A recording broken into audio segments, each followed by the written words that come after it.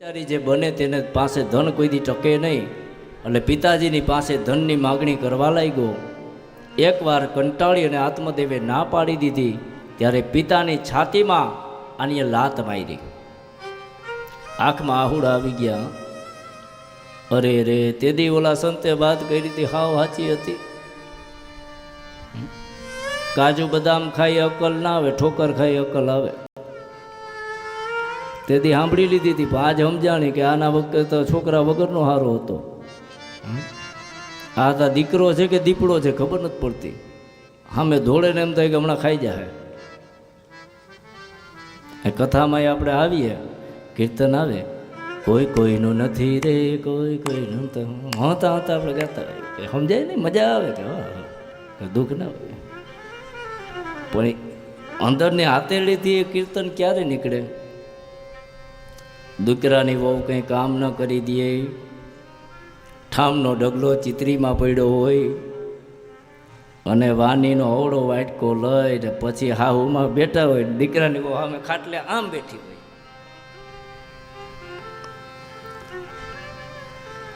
અને એ ઠામ ઉટકતા ઉટકતા પછી જે હૃદયથી અવાજ નીકળે, કોઈ કોઈનું નથી રે, કોઈ કોઈનું નથી રે. ગાઓ.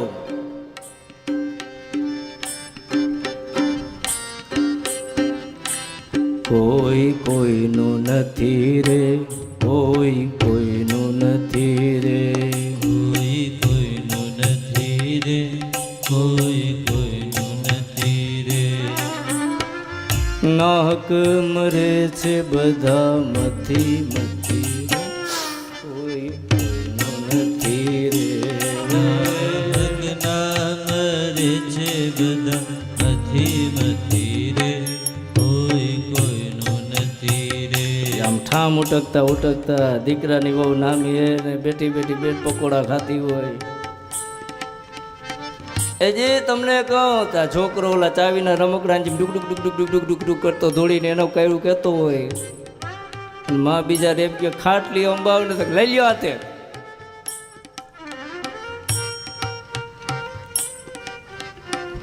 તો અહીંયાથી આ ગીત નીકળે, કોઈ કોઈ નથી, કોઈ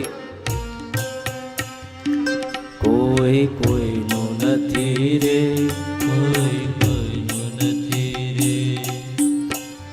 નાહક મરે છે બધા મથી મથી રે, કોઈ રે કોઈ કોઈનું નથી રે, કોઈ કોઈનું નથી રે. પછી દીકરા અમે ધ્યાન જાય. હા, અમારો દીકરો અમારો બાપ છે, અમારો દીકરો અમારો બાપ છે. માં એમ કે હું કે અમારો દીકરો અમારો બાપ છે. અમારો દીકરો અમારો બાપ છે. તો દીકરોએ જવાબ દે કે માં તમે છાના મુના રહ્યો કાં? તો ઘરવાળી સામે જોઈ કે અમારી ઘરવાળી હવે અમારી માત છે. અમારી ઘરવાળી અમારી માત છે. હવે હું તમારું કેવું નહીં માનું. હવે તો હા બધું ચિંટુ તારા જેવું કોઈ વાલું નહીં. ચિંટુ ને પિન્ટુ ને એવા નામ.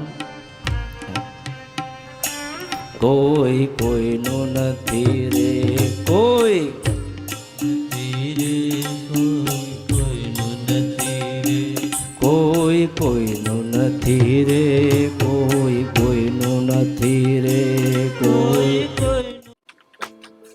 उफ, बिलिंग एक सॉफ्टवेयर में इन्वेंट કોઈનું નથી રે, કોઈ કોઈનું નથી રે. ત્યારે સમજાય. પણ યાદ રાખજો,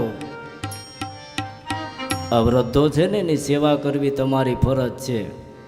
હજી જે દીકરીઓ વોવો થઈને ગઈ નથી એને કહું છું, અને જે વોવો થઈને આવી છે એને કહું, આના ઋણમાંથી કોઈ દિવસે છૂટી નહીં શકો. ના કર્મભૂમિ છે, જેવું વાવો તેવું ઉગે ફરતો ફાગણ છે. યાદ રાખજો વાલા.